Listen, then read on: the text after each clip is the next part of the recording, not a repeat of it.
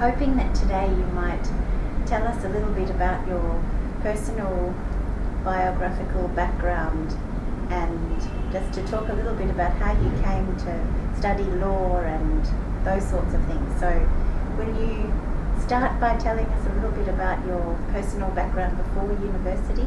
Oh, well,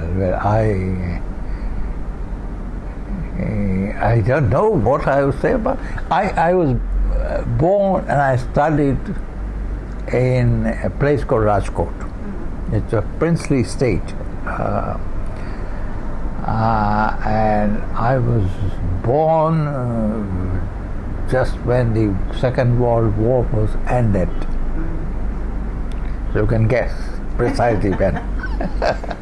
And I studied my matriculation there, and I remember my grandfather was a very learned person, and a pleader. At that time they were called pleaders. And I grew up in a joint family house, which I had 7 aunts, and my father was a younger and had an elder brother who died, but he had 3 brothers. So it's a huge house. And all that I remember about my childhood in that place was the love and affection of my grandmother. But she lustily participated in the joint family politics, so the patron of it. Also, the other side to her. They constantly set up one woman against the other. Yeah. But my memory of the childhood in that place called Prem Mandir, the Temple of Love, it was a Temple of Love because in turn the sisters and the brothers produced their own progeny in large numbers, prolific numbers. So much so that I've lost count. I don't know my cousins, excepting those I'm friends with today. But I'm sure there are a lot more than I remember. That happens to us all. But I have 2 memories of that child. One is our women who were sent out, as it were, to do in a room where they had to do this garam. Garam means kitchen. It is dhamma, but made of dung, cow dung or buffalo dung. And they had to make cakes, and the cakes had to put on the wall. For 3 days nobody could go to them. And later on I learned it was the period or the menses they had, and they were considered ritually unclean. So I thought it was a relief, but I couldn't understand why couldn't I go to my mother, for example, when she had to go, for her aunt. But there was a no-go area. And the food was left outside. And they could not wash the clothes, etc. They had to wash their own and not by the domestic helper. And second was, somebody or the other was delivering a child. I grew up thinking of pregnancy, and there was a special sweet at that time which was given to pregnant women, which I still like, but I don't know how to make. I can't make it now. I went to municipal school. Do you have much memory of colonialism during that time? Yes, I only one memory, and it's etched on me, was that of a procession of march by hundreds or even thousands of satyagrahis, as they're called. Yeah. I was very tiny, but we had a four front at the house, big house it was, and there was a little place where you could see, that's it. And my brother and I were watching this procession, and suddenly my grandfather came running with his pakdi and all that, and he said, go in, and we disobeyed him, but we didn't see us there, we must have made. But I remember he said to all these people to lie down. a big road. And he said in such a stern, loud voice that people lay down, like a person, like everybody was like, why? And obviously, on the other side, with the cavalry charge, and they're going to hit them, lathi charge them. So when they lay down, they could not proceed unless they walked over them or rode over them. So they stopped. And then the negotiation began, and then 144 was apparently imposed criminal procedure code. It's a colonial thing, which is not more than 5 persons. So that I remember. Second memory I have is Gandhiji's death. We were all in collective mourning. The entire household, but all the households of Rajkot, were everywhere in the country. And the fact that he was killed made a big impression on me, and ever since then I've been subconsciously thinking of violence, the dialectic of violence and non-violence, which is what do we do with it? What do we do with the fact of violence and the fact of non-violence, not the effect. But I didn't have any memory of the war, first or second, and I didn't have any memory of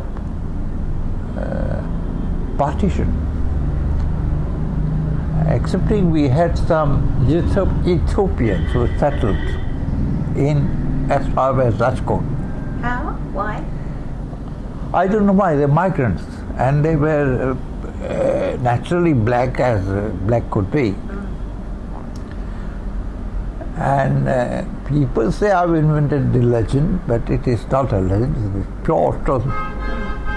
He ran a horse carriage, and the legend is, but it's pure truth, that my mother was pregnant with me, very heavily pregnant, and she had to deliver me. My thesis is I was born on the way to the hospital in the horse carriage. Whereas there are other stories about my birth, which I don't think are normal, but I don't think that is true. I was born at the but that's a question of narrative, which is a superior narrative we do not know. Now my birth narrative is different. But this man was, we called him Siddhi uncle. Siddhi is Abyssinia, dark beard, Muslim. Very nice man. I still see him in my mind's eye. It was very tight. He gave birth to me and he took me to hospital. And he used to come and tell me all kind of stories. And some were very scary. But they were not stories from Arabian Nights. What his grandmother told him in Ethiopia, some part of Ethiopia. Or Abyssinia, that's the idea. So, but he was a very, very nice man. I don't remember the stories now, but some were scary and some were had a high moral content to it. I mean, all had, but some were really moralistic. Then I went to school there. I remember at a young age I got the municipality gave me a Bonnie Baby Prize, which all of us got, I'm sure, and so on. But the great thing was, in my high school, I got, I was excellent. I got awards because at the standard 6, I could pronounce and spell the word cage correctly. 6th standard in English, in a Gujarati medium school. Yeah. And I read a lot. There's a library called Lang Library, which is endowed by the British Russell, a huge library. And I read when I was small, 7 or 8. And then thought I understood all the books by Dumas and all these things, novels. I became, at 12 I read all of Hardy, Thomas Hardy, who made a great impression on me. And then Shakespeare. So I read all literature, all the classics sitting in the library, a public library. So I was fluent in my sense in English, but all self-taught. It remained self-taught. I don't know what a gerund is, do you? Or a split intermediate. I never, Gerund, no. but I was very good that way. But I remember the other story, which was designed to be traumatic, but it was taught at that time to me, but the principal behaved it was traumatic, as if it were traumatic. Yeah. That was my matriculation examination. And he said, Baxi, your grandfather has given you an instituted award for the best student of the year. I got the highest marks and everything. And I sort of raised my collars up and looked straight at him, thinking he was going to announce the award. He said, you just definitely deserve an award, but I must tell you, on the other side. Because I did 11 subjects. I did not only 9 or 8 or something. I did all of them. And in geometry, I got 6 out of 100. And in geography, I got 12 out of 100. So he said, I wish there were a medal I could give you for scoring the lowest mark in SSC. That was principal, but I remember, damn, I got a huge man with a pot belly and immaculately dressed. So I said, I'll try better next time. I was a very naughty student, very naughty student. So your literature was your first love, and did you studied literature first before law? Law, no, I was not interested in law. I got interested in law only through Shakespeare's plays, as I read them, and by Milton's poems. And my first essay, for which I won a prize in college, was on the concept of truth in law and literature. It's based, as I recall, I don't have the essay, it was based on the famous scene from Merchant of Venice, a pound of flesh and not a drop of blood. It's based how evidence works for justice and truth, sometimes, a law of evidence. And I made up my stories on that, the technicality of law is not always to be feared. Sometimes this is what Lady Portia illustrates. I got surprisingly first prize for it, and I published, but I don't have it. The second essay I did was also on Parkinson law, was on the right to leisure. It was published in a local journal, for which I got a prize. But there I brought in the idea of right there. And then I went to college. In the college I did literature and psychology and so on. And then I moved to Bombay, where I did my law. I did my law in Bombay at the Government Law College. And I was then... Why did you decide to study? That's a good question. I was 17 when I came to Bombay. Yeah. So technically I was underage for masters. We started at 18 at that time. Anyway, I met the principal of Upendra College, who was English. I wanted to pursue MA in literature. And at the same time I got my first employment opportunity from no less than a woman called Sumati Balaji. And she was the only shipping tycoon in the world, India Steel Malaysia Company. And Sumati Ben took me under her wings and said, you can study, but you must come and join me. And was my personal assistant, and I became officer in these 2-3 years I served Indians. I did a history of Sindhyas for her. She discovered talent for writing. I wrote 400 pages, out of which 300 were published as a Saga of Sindhyas. The book is called Saga of Sindhyas. It's in there. The company is no more, but she was at the height of her career. So Banerjee, when I went to him, he said, A, you are not properly qualified age-wise, but B, you can't do it part-time. Forget doing literature while you are serving. So, and Sumati Ben would not leave me.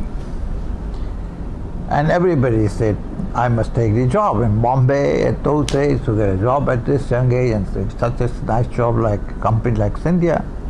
Quite my father also. So everybody said there was a lot of peer group pressure. So I asked her next year. I joined law college, and it was so dismal that I dropped after first semester. So dismal. 6 months. I just couldn't.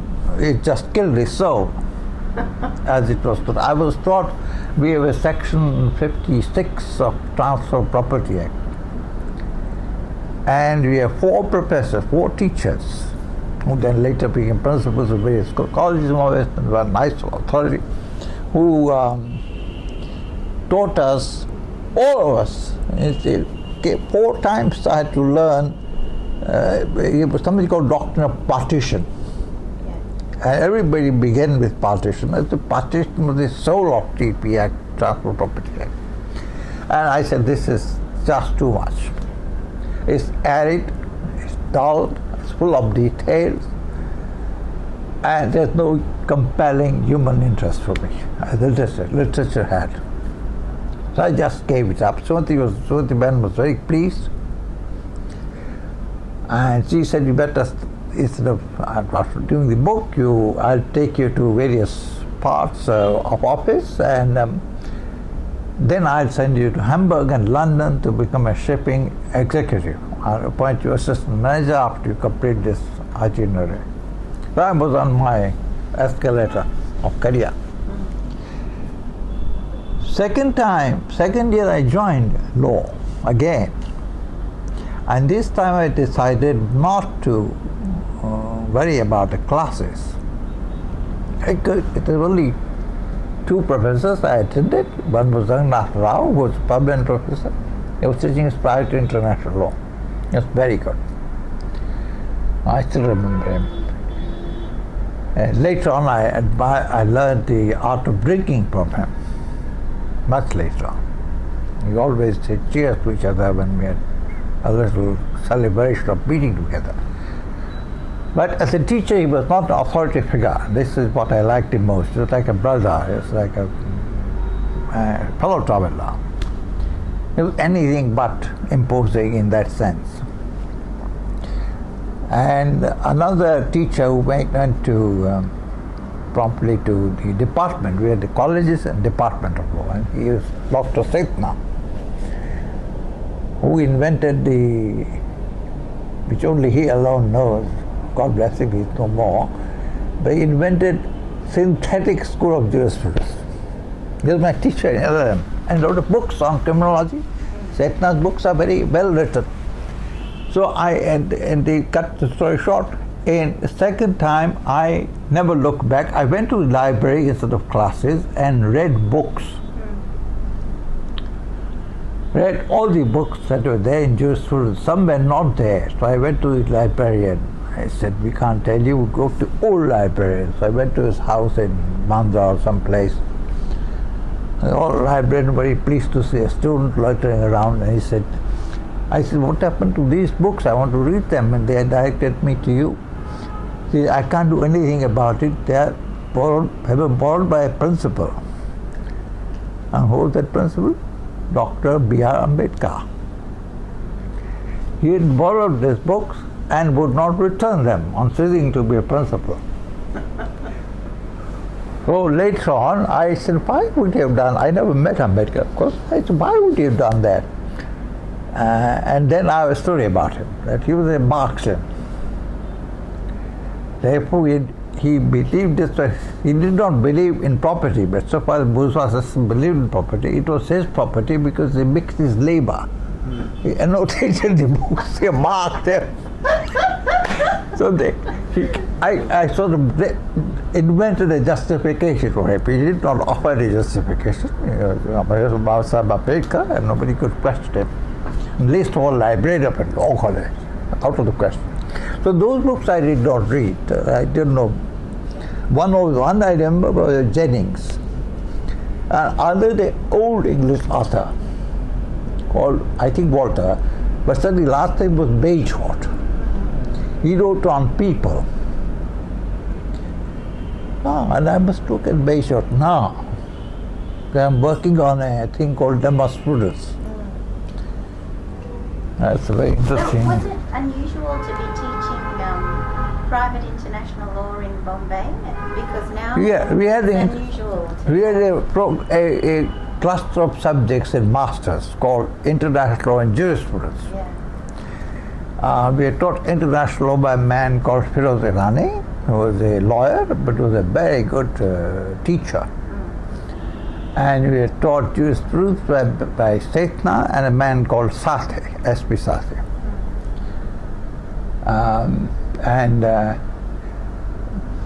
But Irani concentrated primarily on private international, although he did lecture to us about public international law. But at that time and since then, I've not been sure as to the distinction, because that distinction between public and private. Because, and I've reworked it by my own work, that I did public and private international with Irani, with Setna jurisprudence, with Sathe Roman law, and something called Principles of Legislation. I've read all these books they're referring to. So I ran into, I'll stop here, but I'll tell you a story.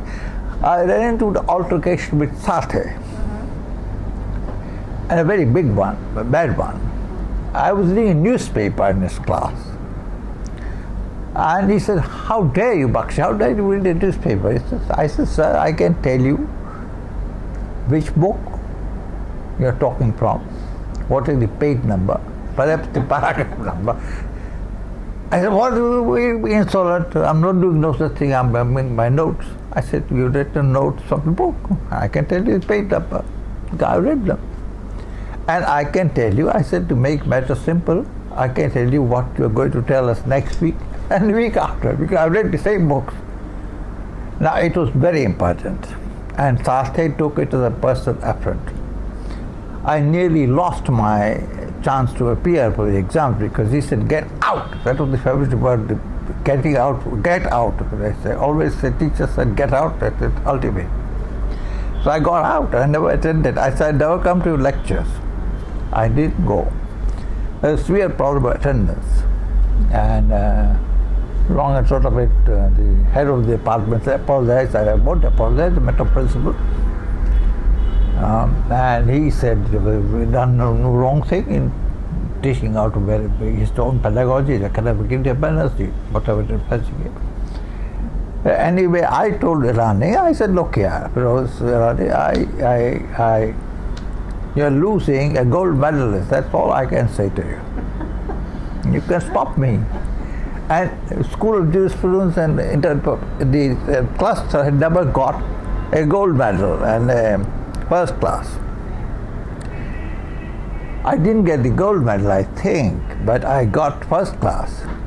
And we had a very good system in Bombay at that time, which was answer any 4 questions, not more than 4, but not less than 1. So students had a choice. And I wrote only 1 answer in jurisprudence. What was the question, do you remember? The question was I think it was on relativism. And I read my Radbruch and the German turnover. I still got the books, a book by Radbruch and Darby, and three philosophers. Harvard translated. And you know, Radbruch talks about purpose, conformity, and there are 2 Radbruchs before the Nazism, after the Nazism, and so on. So, but I was not satisfied. I said, what are the ancient Indian legal thought? So I prepared. I didn't know the question would come, but I generally read out of interest. And I discovered a man called Parasara. Parasara, Sage Parasara, was the first relativist, and I could read some Sanskrit then.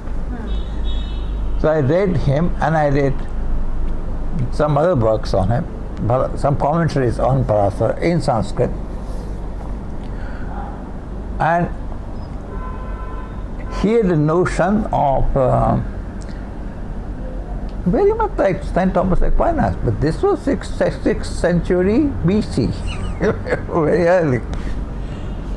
He had a notion of eternal, what Aquinas called eternal law, which you can't change unless you're an eternal being.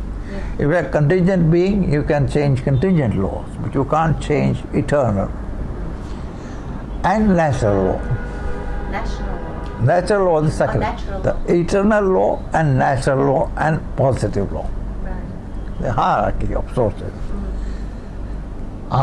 Natural law, Parasara said that the eternal law is dharma, which human beings can't change. Whatever the dharma is, they can construct, but they can't change. They have to believe in dharma.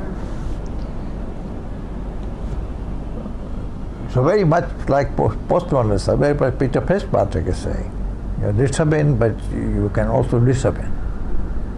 The law of the law. This fellow said a long time ago, very long time ago. And he said there is something, and these are his words, I think. He said there is something called Desha Kala Dharma. Dharma that varies according to Desha and Kala. Desha means region, territory, and Kala means time. Dharma that varies with time and space. It is Dharma, but it varies. And later on in my work, I found an instance of that in positive law, where sage Madhavacharya, who also flourished in 6th, 7th century AD. Madhavacharya says, the Shastras lay down Dharma. They lay down the Dharma. We cannot change it. But there was a practical problem. In South, with old province of Madras, which Andhra, Orissa, everything he took. Madras was a big Kerala, there are no separate states. All of South. They have a system of cross-cousin marriages. And cross-cousin marriages are considered valid. So we applied Parasara. So Madhavacharya said cross-cousin marriages, which are prohibited by Shastras, Asanasa Dharma, as against the order of nature. These are valid in South because it is the done thing in South. It is the custom. Now, Madhavacharya decided custom was an imprecise expression. As international lawyers should be interested. It's now being followed in a sense. He said custom means sadachar and sistachar. Sadachar means behavior of the wise. Sad. And sistachar is peers among you. So there are two sources of custom. And you understand, and of course Sadachar meant Brahmins. Only Brahmins can knew the righteous behavior at that time. Non-Brahmins could never know righteous behavior, that to be told. So what is the custom among Brahmins? And what do the peers of Brahmin? Now who are the peers of Brahmin? Those sadhus, who study the Shastras, super Brahmins. Their custom you must examine. Their practices, beliefs you must examine. And if you examine that, and if you find that process is very valid, then it is valid. No matter what the Shastras say, But Shastras themselves contain the principle of relative contextual interpretation and Deshkala Dharma, and you must apply what Shastra says the proper interpretation in a particular context. So that's very old. So that's what I wrote, and I got 80 marks in jurisprudence for that, and that was not complete. That because time 3 hours went by developing Parasa. But I was immediately I came back home before the results, soon after exam, I wrote it all out in longhand. That time there were no typewriters even. And I sent it to Bombay Law Reporter. And Bombay Law Reporter of that age, era, 63, 64 maybe, I published the article with this sloka of Parashara. That was a good paper, and it was not a revivalist intention. Now I don't mention it, that's a different reason. But it was in 1963-64. But I remember when we discussed international law in the class, we did not have, that's when Bay of Pigs happened. We had no discussion of contemporary international law. So what were you talking about? I was talking to Oppenheim. Right. And that was the classic text. They're all textualists of a kind, limited kind. But to read Oppenheim was difficult. You don't know English. Yeah. And I wrote about this Bay of Pigs. Yeah. At that time, before the Soviet dismantled the apparatus, the nuclear warheads. But after that, they sold it. During the time Kennedy, I wrote about that. That's why they call the substance of what I wrote was, it displeased many in Bombay, but I couldn't help it. The substance was that Kennedy was violating international law by claiming self-defense. He acted on self-defense, customary law of self-defense. Yeah. That charter prohibited, that was my line. And that I think was true, but I was student, I mean, what can you say more? I said why I did that, but it was not very polished, but it was there, substance. And of course then the Soviet withdrew. So that a tremendous disappointment in a sense to me. I didn't want nuclear weapons anywhere. I don't want them even now. But what I want and what I get are two different matters. And the other thing, I got the reaction, meaning that from Sathe, I met him in Chicago. When I went to Chicago, I went and he introduced me to pizza and beer. And we had a pizza and beer party and reunion.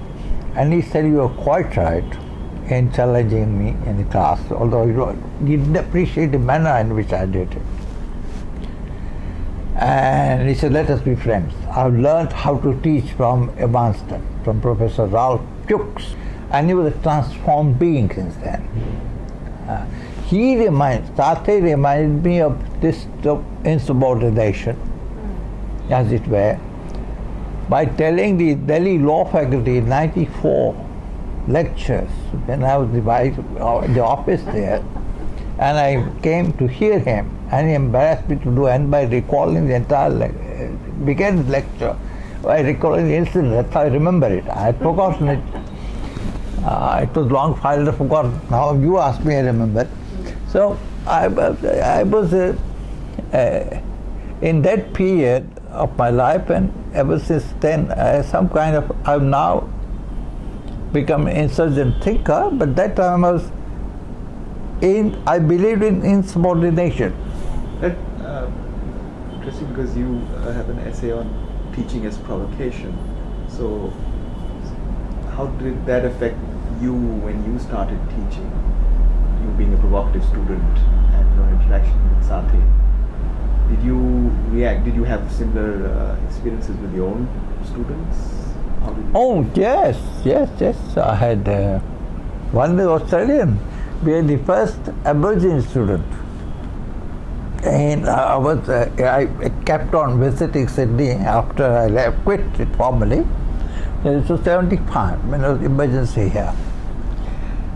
And this was the first Aboriginal student. So Julius asked me to handle the LM class on justice. He said, I'm talking about justice. Justice means anything, everything. I want only one seminar.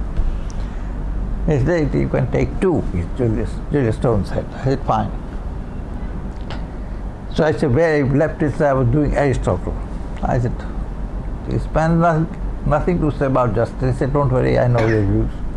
My views very simple because Nicomachean ethics. He said, slavery justified.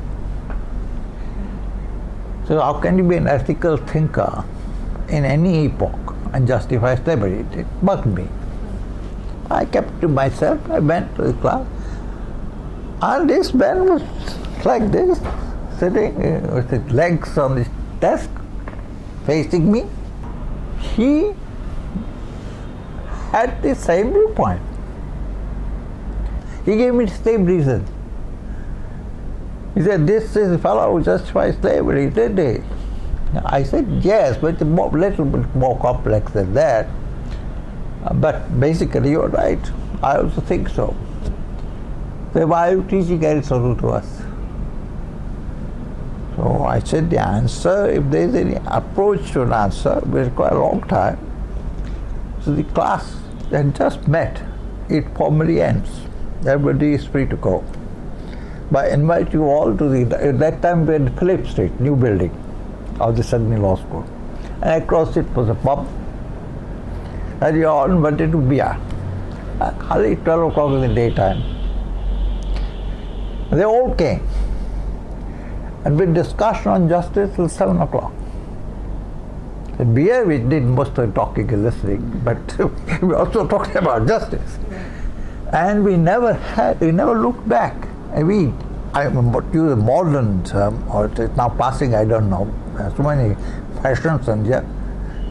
Deconstruction is still gone. Reconstructing injustice or justice.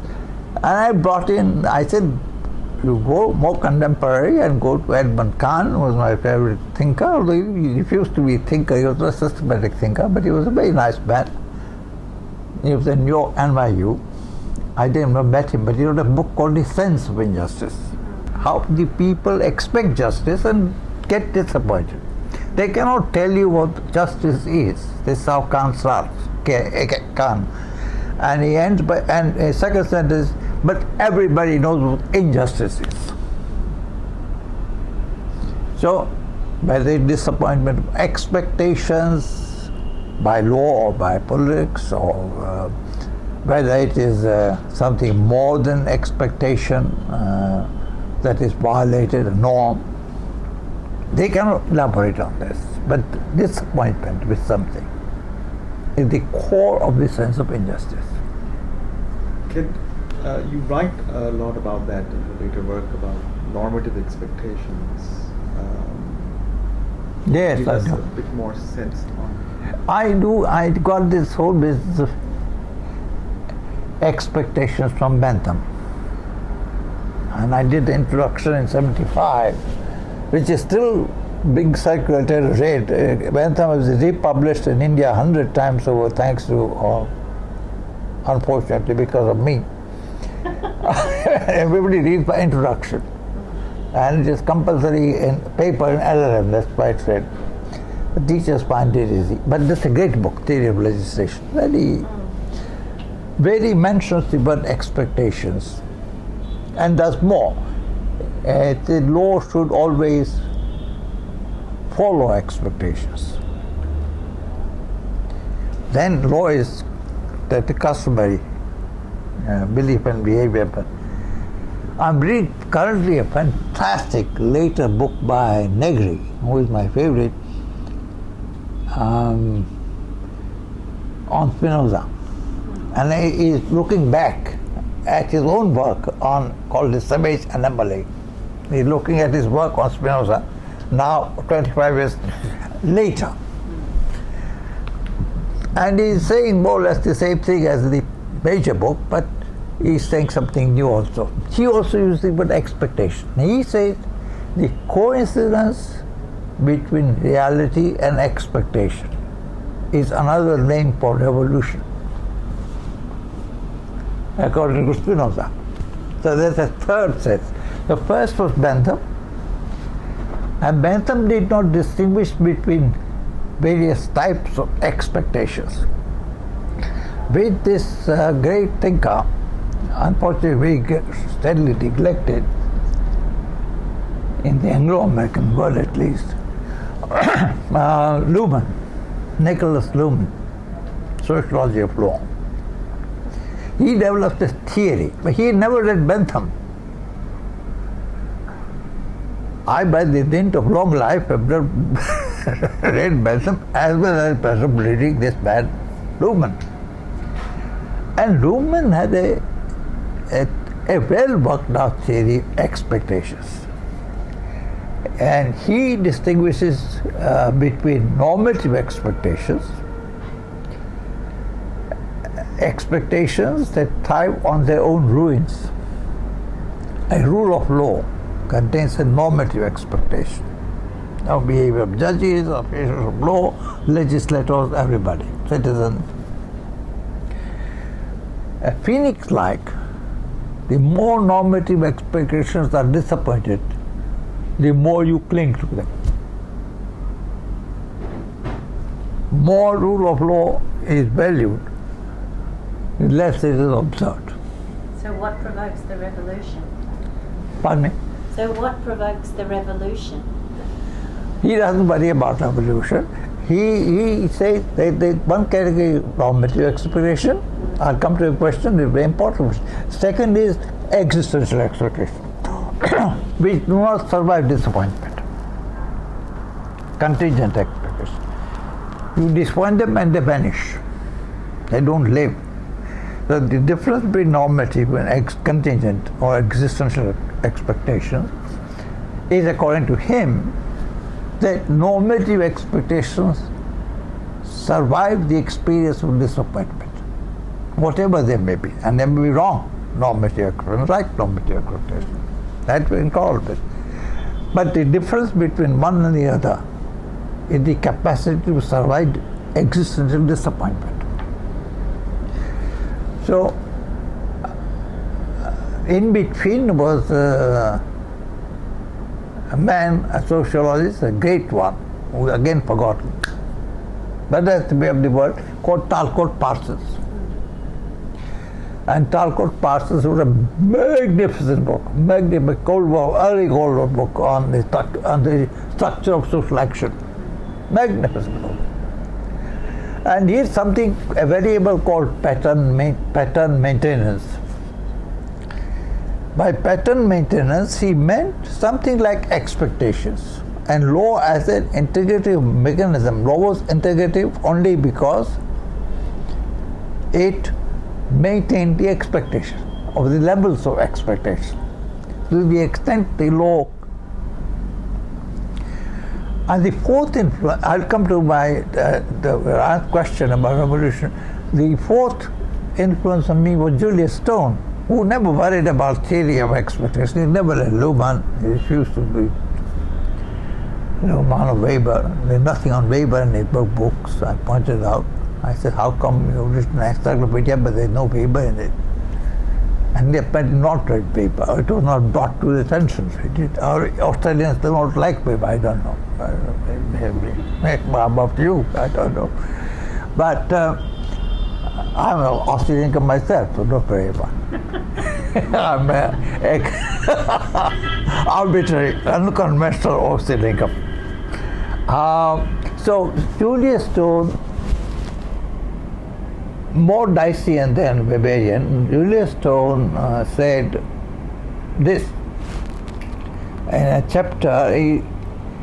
He was criticizing Pound, Roscoe Pound, and he said about Pound, and Dicey, and probably indirectly Bentham, I don't remember. He said that in developing countries, it is the legislature which creates expectations. People don't create expectations. So the laws come before people ask for them. And laws, a program, my words, you would object to them, but a program of expectations. Law can be looked at as a program of as programmed expectation, or as pattern maintenance, as Parsons would say. So for me, now there can be, to respond very quickly, Sandhya, I mean, there can be revolutionary expectations. Lenin created one, Marx created, but we need more work on this relationship between expectation and law. We don't have it. We need to read more of Luhmann, the moral thinker, but we don't. We refer to him when occasion demands it, but we don't. And there are few occasions which demand that, so we don't look at him carefully. He is a only modern life science evolutionist thinker on law. He is to be appreciated much more than he is. But then that's my Lumen worship. I've done my obeisance, so I can proceed. Yeah. I wanted to ask you if you could connect your own dispositions towards the question of revolution, utopias, and I recall there's a line from one of the early book reviews you wrote on Professor R.P. Anand's book, where you self-described yourself as someone who had given up on utopias, yet believed in continuing the struggle against the world as it was. Do you feel there were some connections in your own disposition towards the question of futures through your forming in tragedy and tragic sensibility, which has a particular understanding of utopias and possibilities of utopias?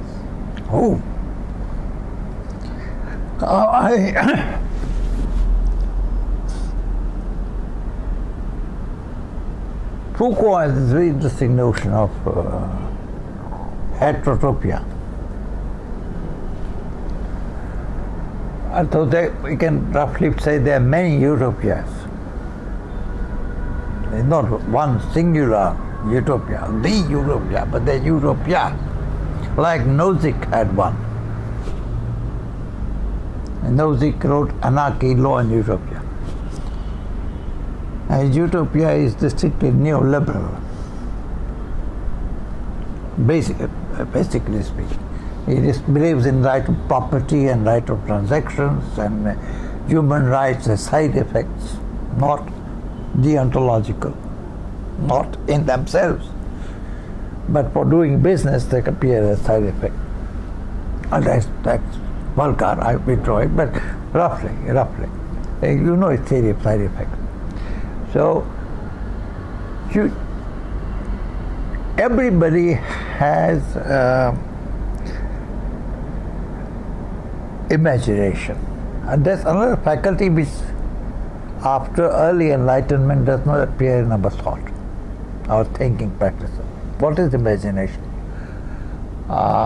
What is the source of it? Is the faculty like reason or empathy, right? Or any other human faculty. You look around, you find rarely the idea of imagination. I don't like the utopia, idea of the utopia, because it fetters imagination at the very beginning of it. So I'm anti-utopian in that sense, consistently so in my writing. But I'm also a believer in freedom to imagine difference or different worlds. if you like. If you're a spatial thinker, different words. If you're a temporal thinker, it's a difference in itself. And this is commonplace. This is common. I say, if you're thinking of imagination, that's where the expectation comes in. Expectation of a revolution, change, structural transformation. Everybody refers to a Marxist utopia, it's a free market utopia. Versus now, an ISIS utopia. What are you? If you're doing a theory or a theoretical approach to imagination, what if you're going to imagine imagination, what is it?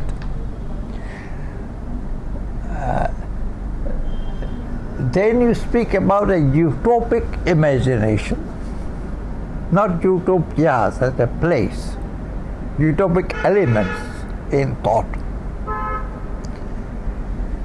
And in that sense, I have contradicted myself, if you like to use it that way. I have several utopic elements in my thought, and everybody has, and I'm not unique.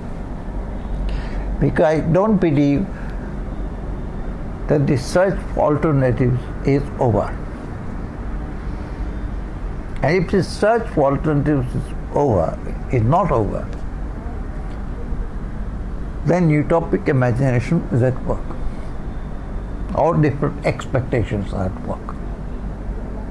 When Derrida speaks of democracy to come or justice to come, everything to come, I don't have a French word for it, he's exercising free utopic imagination. So imagination is a very central, not images, imagination, the capacity to, what shall I say, the capacity to imagine, translate, produce X number of things. And that's why the word social form motto is what I like. Other words are possible. I don't like what they do all the time. But I like the motto. The idea of utopic is summed up very well there. I looked at a lot of 12th and 13th century. My difficulty is I never learned Arabic. But we only know of the fiqh. We don't know the Sharia. Very few people know the Kalam. When you look at the Kalam, the metaphysics of Islam, in 12th and 13th century, there was a tremendous, when was Aristotle discovered by the Arabs? Earlier. Much earlier. There was this tremendous upsurge of utopic imagination among the Arabs, and they produced fantastic works on utopia, rivaling More's later work called the Utopia. I read some of them English translation. I've got the references, I forget now. So there is always this element of utopic imagination work. But I'm saying from the question, comment. You want to know somebody else?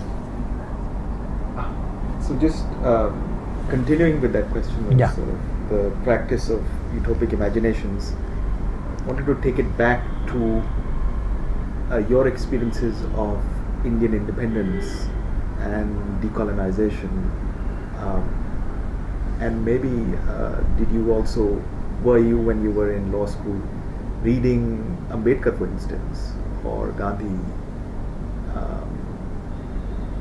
and people writing about possible Indias that were being imagined at that time? Well, we did a lot of Gandhi. In fact, I can take pride in fact that his, I think, posthumous collection, Law and Lawyers, is now prescribed all over India. Because I discovered it a long time ago in the 70s, and I have an entire unpublished manuscript. And this one is on legal professions in India. Of yours? Yes. And one chapter in that raises the problem, which I never published. I don't know why, but I didn't for that so much work. It is there somewhere lying there. It struck me that lawyers, legal profession, claim to be the forefront of freedom fight. So I discussed into that. I said, why? The question was, why do medical profession or chartered accountants, other people, other learned professions, why do lawyers claim this hegemonic claim? And that's when I discovered this book by essays by Gandhi, Gujarati, it's translated to English also. And the entire bar went on strike against Mohandas. First of all, I don't say Gandhi, because there are too many Gandhis around, politically. And I don't say Karamchand because there's espionage serial on the television. I say Mohandas, so forgive me, Mohandas. So when Mohandas came, Mohandas said this, they compared lawyers with cobblers. Mochi. You know, a small article in Religion, a journal he published. And some lawyers, cobbler is not a word of abuse unless we're a casteist. Cobbler describes a profession. Both superstars are Hindus, damn Hindus, kata Hindus. So those Hindus, those who really believed in their own Hinduism, were cut to the quick, including the learned profession, and they organized a boycott against Mohandas, which lasted for 9 days. So in that article, I raised the issue as to how can lawyers be in the forefront of forefront of freedom struggle if they went on strike against Mohandas. It doesn't make sense. And Bombay Bar, High Court Bar, went on a long strike against Gandhi. And Mohandas had to indirectly apologize to the lawyers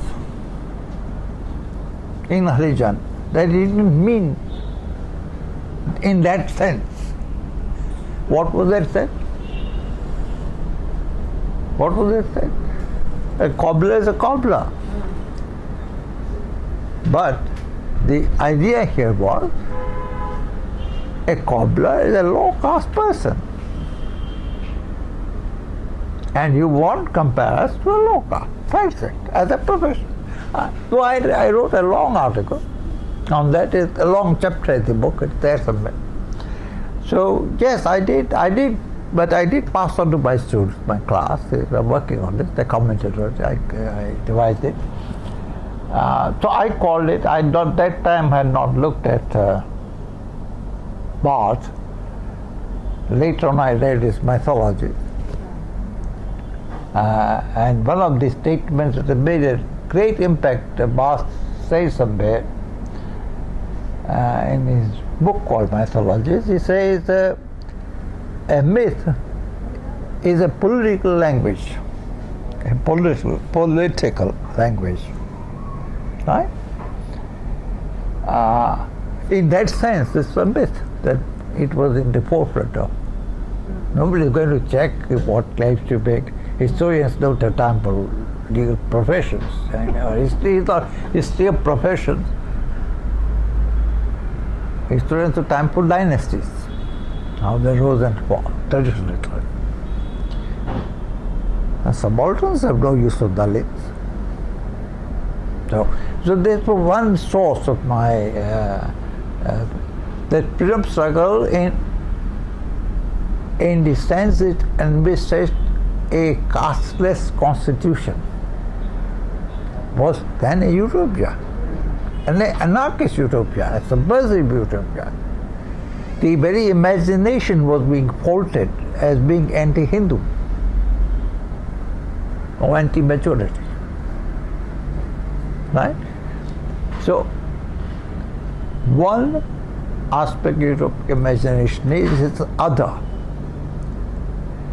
It's labeling as anarchic in the time when it occurs. So I now don't make a difference between utopic and the anarchic, or anarchical, or insurgent. I think you have to concentrate and decompose or deconstruct the word, the term utopic, into several related terms. I'm a bit signing up some family of words. The insurgent is a utopic, utopic imagination. So is an anarchist who this questions the need for order as such, philosophical anarchist, not a political anarchist. So these are some of the because normally sociologists begin with the question, how does order arise in society? Hobbes, Locke and Rousseau and all that. And anarchists believe in the question, why is order necessary at all? So there's a complete difference. And that's utopic too. I mean, it is, well, not anarchist in a bad sense, but lawyers have not read works. So very few people study anarchism as a philosophy. And Mohandas practiced it. I mean, I have seen studies of Mohandas, very many, but none of them refer to this fact, or enlarge the fact, that he believed in his own and his words, still small voice. What was that still small voice? Triple S. That of conscience. And what is conscience, if not anarchic? There cannot be, you can't have a conscience and take somebody else as defining your morality. It is what your morality, what you invent as morality approves of. And that's where Kant was right. Ambedkar is a different matter altogether. But Ambedkar believed in order.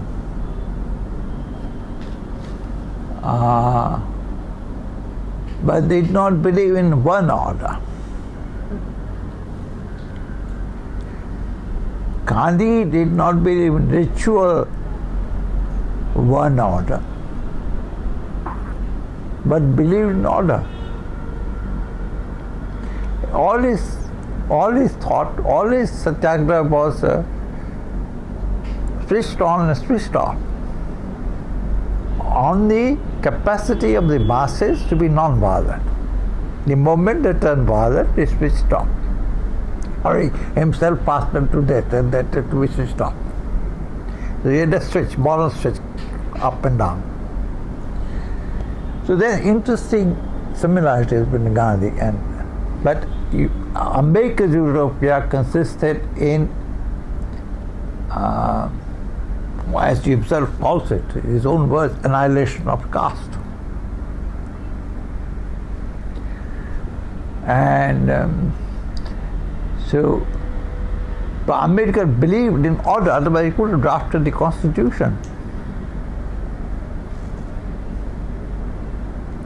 which is a completely casteless Constitution as far as his drafting is concerned. He made no compromises. He spoke of other backward classes, not castes. Consistently, if you look at the Constitution, so you go through the Constitution and you find that Ambedkar envisioned a casteless society, a secular India. And he never envisaged reservations to last for the political reservations to last for more than 10 years. legislative reservations are renewed every 10 years by constitutional amendment. That's the politics. In jobs and education, he envisaged reservation of 3 categories: SC, ST, and other backward classes. That is income. So, Ambedkar, the constitution maker, presented what I said very early, an article called Little Done, Vast Undone in the Indian Law Institute Journal, a review article on Austin's first book. He wrote about the constitution being the cornerstone of India, and he stressed accommodation. I stressed conflict and what they theorizing. There is no accommodation, Ambedkar. It's a complete assault against the caste society. There is a Canadian student who I got very excited. I told Canadian class Toronto of British Columbia in the 80s. And these are students that you thinking. He had not even heard about India. He didn't know what Indians look like. Let alone Indian constitution. But it was my success that I instilled interest in me. He said, "What a tragedy! This Article 17. Why didn't your legislators think about, parliamentary constitution makers think about a different strategy than putting in the constitution? Because this thing can't be solved by constitution or the law. You have to have a movement." And I said, "My God," I thought about it, but never so bluntly. Now it's a sport. I went up and I said, "I thank you very much. You've set me thinking." And thereafter my thinking has completely, not completely, but has undergone stress, ambivalence. I thought it was a proud achievement. I still think it's a proud achievement, but I don't think it is anywhere near enough. It's a contradiction. It's a contradiction. The normative expectation that situation will change. It is daily disappointed if you are untouchable. Hourly, minute by minute, 67 years or whatever. So they are repressed,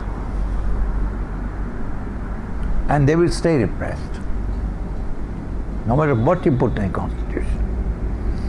So Ambedkar's first civil disobedience movement is very interesting. Bharat Satyagraha in 1937 was not, Mohandas did this Satyagraha against temple entry, for temple entry.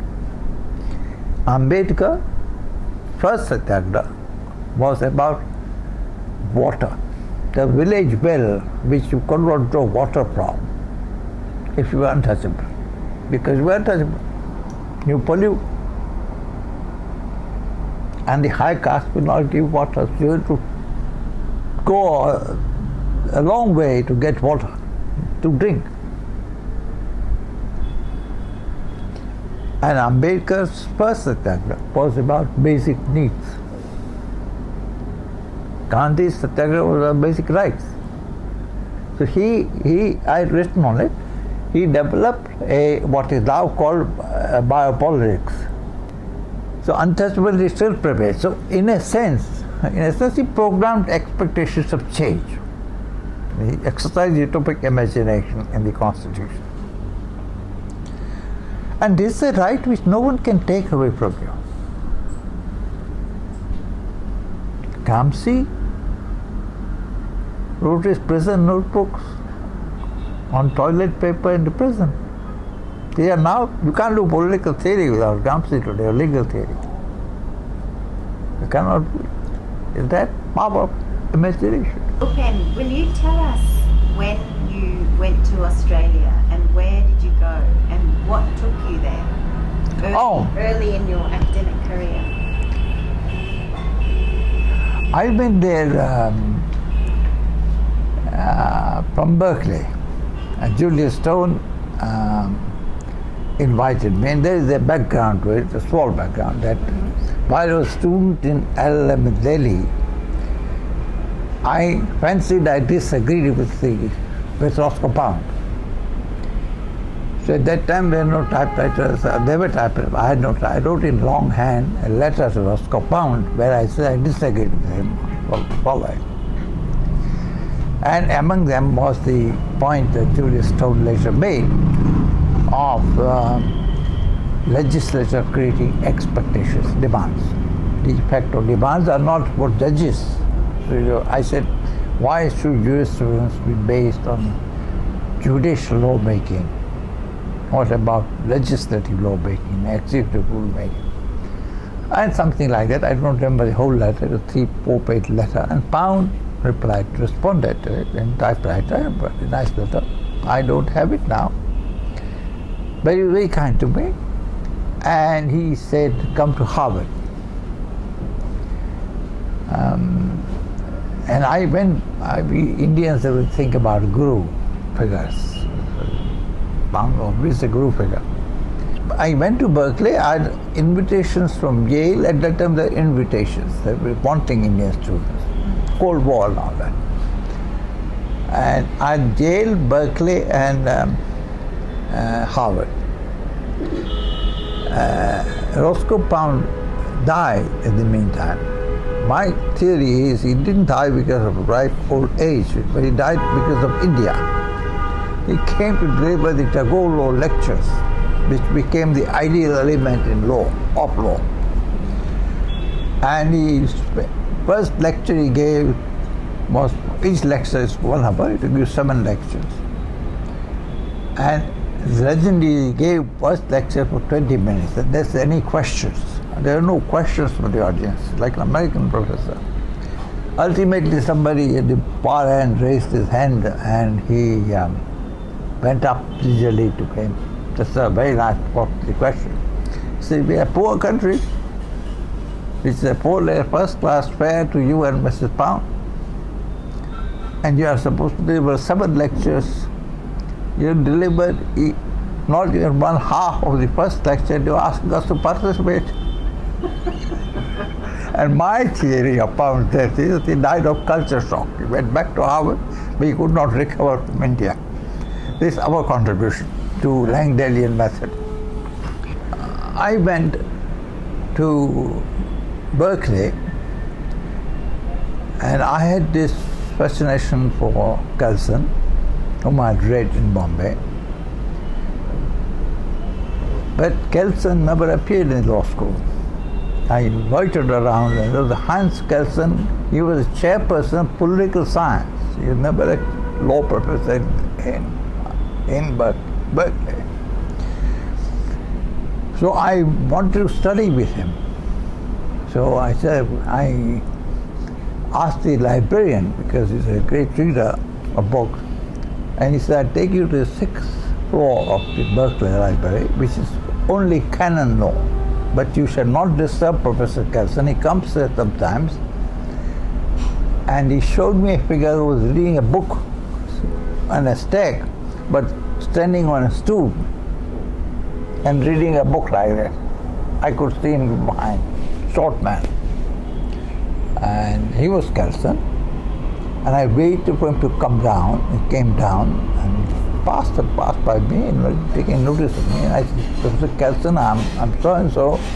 He said, so what? So what? I felt very dampened. I said, I've come all the way from India. He said, I have no time, I don't take any students. He just left. I found him very curt and very German. And to cut long story short, I rang up, like a wily Indian that we are, I rang up Mrs. Kelson, and he said, she said, I can't interfere with you, but I can't interfere with my husband's activities, but I can tell you when he's in good mood. On Saturday you come, I'll give you tea, he is gardening, and that's a good time to see him. And that's how I saw Kelson. And we never looked back. All the 3 years I was there, went there every 15 days. He told me, Kelson told me one, phrases about Julius Stone. because Julius Stone had gone and seen him for the first time. But I was in Berkeley, but Julius Stone didn't reach me and we didn't have time, and he was visiting Kelson. And Kelson then got the Modern Law Review, which contained Stone's article, Mystery and Miracle of the Basic Norm. That was the title of the article, I still remember. And Kelson said, Stone literally worshipped at the altar of Kelson. My feet, he said. And he complimented me so well. And then he writes this article criticizing my basic norm. How does a man do that? And I sort of metaphorically held his hand. I didn't want to interfere with two giants. I was a student. I said, we'll discuss that. Yes, we will. And see, oddly enough, he sent his response to Stone to California Law Review. And California Law Review, like all American reviews, I did the best students. And he showed me a letter in one of my visits to him. A 2-line letter from California Law Review rejecting Kelson's article, saying further that my student letter, by saying we are not a shopping bag of grievances. Because Kelson was replying to Stone. I don't know why the editor did it, but nobody is beyond the editor. That's final. So ultimately the article was published in Stanford or Hastings. Stanford, I think, more likely, but Hastings also possible. A law review. There was an Australian called John Fleming who taught torts there. He was a very lovely man. And I took all LLB course in Berkeley. John also knew Julius. So John and Kelson, I suspect, talked about me to Julius Stone. And so Julius Stone invited me to Australia for 6 months. To Sydney Law School. On my way back. So I went there. At that time we were in old Phillip Street building, with not the new building, old building. It was full of, it was 19th century house. What year was that? It's 67, I'm afraid, 67. And opposite there was a hotel, which is not there now. There are all 5-star buildings. And I stayed in a hotel, very dark and dingy, but it booked. And that's how I met Julius Stone on Monday morning, and Zena Sachs, who was the secretary, was introduced. And I was in a very large room, because there are only large rooms in that place. And a young Tony Blackshill was his just appointed lecturer in that place. And I met several people whom I knew by name and respected. Peter Drost, who wrote 2 volumes on Athocide. He was a Dutchman. And he was Socialist International Organization. Charles Alexandrovich from Madras and Techo. Charles was there.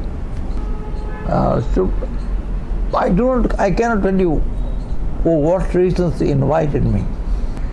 So he had finished his books. He didn't need any epistemic slaves to take over. I mean, I don't think he needed any anyway. So what did you do once you got there? First of all, I found myself a place to stay, because I used to stay at a hotel. And I stayed in Neutral Bay, and I found an uphill street, after San Francisco, Berkeley, I was missing the hills. Thup Street is where I stayed, 18 Thup Street, in the middle, so it was very hilly. But I could go by a boat. There's no hydrofoil. That's why I chose the location. The apartment was very tiny. It was kitchen and a bedroom all in one, and a small bathroom. But it was straight out of Dickens. I couldn't resist. Very name Throp. Somewhere, I think in Great Expectations or some other novel, he has got it. So were you meant to teach there? Did you go in order to teach, or did you? no, I went to the research fellow, but I did some teaching. Yeah. When Stone was away, he asked me to teach jurisprudence. And I said, I've never taught. I mean, I'm just a student. He said, do you know jurisprudence? These are my books. You have read Provisional Function of Law, you read Pound. So there comes a time where you must teach. And at that time, there was huge lecture halls in the library, and I went there, and there was at 4 o'clock, my first lecture was on the main, and then Savini, historical jurisprudence. And I'd done my notes and so on. But I was not prepared with so many students and some adult students. Because 4 o'clock, those who were practicing also, LM classes combined also. So there's some very adults. And I would look a frail young man that I was, speaking, I established you also to know, and perhaps rightly, Indian English. So I was in Peter Sellers accent, I called them. I went at that time. Peter Sellers was very much the in thing. Yeah. So I say I speak Peter Sellers English. So I did, but I found it difficult. I attended some classes by Julius and Tony, and Julius covered the course. And I, as a young person, I said, how do you talk about history and Maine in one lecture? But it was all you had. So I didn't succeed. I told the class, I said, I'm new, this is my first teaching assignment, and I'm sure I'm going to make a complete nonsense of it, so please bear with me. And basically it was narration. But I was very much on the edge, and dissatisfied with what I did. It improved with Savini. But I asked for additional hour if they could come on a particular day when they were free. And lo and behold, they said yes. And I took it, right or wrong, as a compliment to my teachings. I went into some more details. And I did more of that later, but even during my first teaching of Savini, I went to Papua New Guinea, because that is what Sydney Morning Herald contained. There was a lot of struggle for independence. Then he was a historical jurist. He was writing about Germany, how Germany achieved freedom, the Bismarck and codification, all that stuff. So I said, you please bring in Sydney Morning Herald and let us to editor on Papua New Guinea. At that time it was called Double Barrel, Papua New Guinea. And who are the people and what is the Australian view? And we discuss Savini through that. Now, New Guinea was only new to me that time. But I read the newspaper, so I said, this is something bearing on historical jurisprudence. Or it's a break from it, it's a new historical jurisprudence. And I must say, in the second class, I got a bouquet of comments and questions. And I said, you interrupt me. Please interrupt me, or I'll go quiet. That is your time to talk, because I can't talk for 45 minutes. Nowadays it's different. But that time it was also the other way. So I didn't have to stop. They raised their hand and they participated. And I gave feedback to Julius.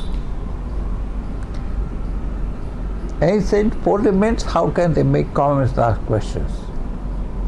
I don't encourage that. I say what I have to say, that is not enough. 45 minutes is not enough for what I have to say. So I said, I'm sorry, I did experimented, but that was a little teaching experience. Then I came back in Sydney to Delhi and back to Sydney in 1969 after a stint as joint editor of the journal here in the Indian Law Institute. But taking with Stone, this is how I got some teaching, but that was not teaching. I couldn't obviously give my best because there was a pre-structured course, and I was acutely aware that I was doing it as a locum. I came back because I was very unhappy with Julius Stone. In 1967, when I was there, I literally packed my bag. There was a man called Sir Stephen Spender. He was in the World Court, Australian judge. Yes. He was a great jurist, one of the great jurists perhaps, even now. And Sir Stephen dissented or wrote a separate opinion in Namibia case, West Africa case, upholding virtually what seemed to me colonialism. At that time, things moved very slowly because we didn't have internet. So the judgment from The Hague did not arrive for a certain period of time, but both by mail, by sea mail. You've probably not seen those days, but I've seen those days. I've worked in those days. And it's quite interesting to look back that one could work without computers. I mean, it's a revolutionary idea. It's touted as a counter-revolutionary idea today. But we have lived without it. Technology was not there. Turing was there, but technology was not there. Julius Stone wrote 3 articles in Sydney Morning Herald and essentially defended Sir Percy. And I was very hot in the collar. So I read the whole judgment. I got it from the National Library of Canberra. It's a very good library collection. Absolutely, there's nothing you won't find in National Library of Canberra. So I read the judgment and I got so angry that anybody could defend colonialism in an era of self-determination and justify the unjustifiable. At Berkeley, I was strongly in the spell. I did a course on Western symphonic music because I like it very much. I wanted to play piano. My fingers, I was told, were very good for piano. There was a chap called Imbre, I forget his first name, he was a professor of music. And he said, I let you out the course to learn to know the score. Without that you can't follow me. I tried and I failed, but I read a lot of things. Music, ear for symphonic music, little less for operatic music, very little. But the digression necessary. I typed a 40-page, 50-page article with a carbon, and I used what Charles Debussy, a composer, said about Wagner, about Wagner's composition. And he said it's difficult when you hear Wagner opera, Parsifal or something. It's difficult to make out whether the notes are notes of sunset or a new dawn. And they're stuck in my memory. So my title was South Africa Cases in Julius Stone, Sunset or a Dawn, question 1. And something possessed me. I really wrote a tremendous critique of Julius Stone and of colonialism and of Sir Percy. And I tried to show that you can't defend the indefensible. I showed it to Tony Blackett, who was very close to Stone. He was not an international lawyer, but he was a polymath. And Tony said, why you write all this? I said, why? I feel very strongly about it. I've worked with this man. And this is no ordinary man, this is Julius Stone. I disregarded all friendly advice and gave this manuscript, one original copy, to Zena Sachs. I said, give it to your professor. That's one of my words. I was very angry young man. For a week, we crossed each other like ships by night. We didn't greet each other, but very, very civil. We didn't have any sherry or cigar or anything like that. And after a week, Julius called me. He was very red in his face. And he said, formally, but still, he said, son, why this venom? I understand disagreement. But why this diatribe? Why this criticism? And I said, I feel like it. I absolutely feel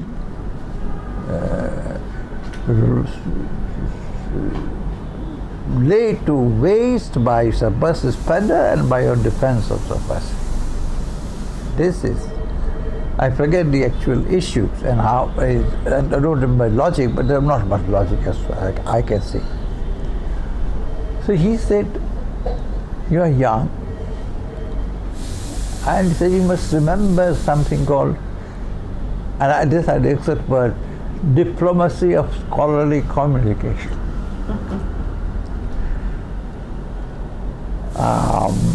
It's a very nice phrase. I used it.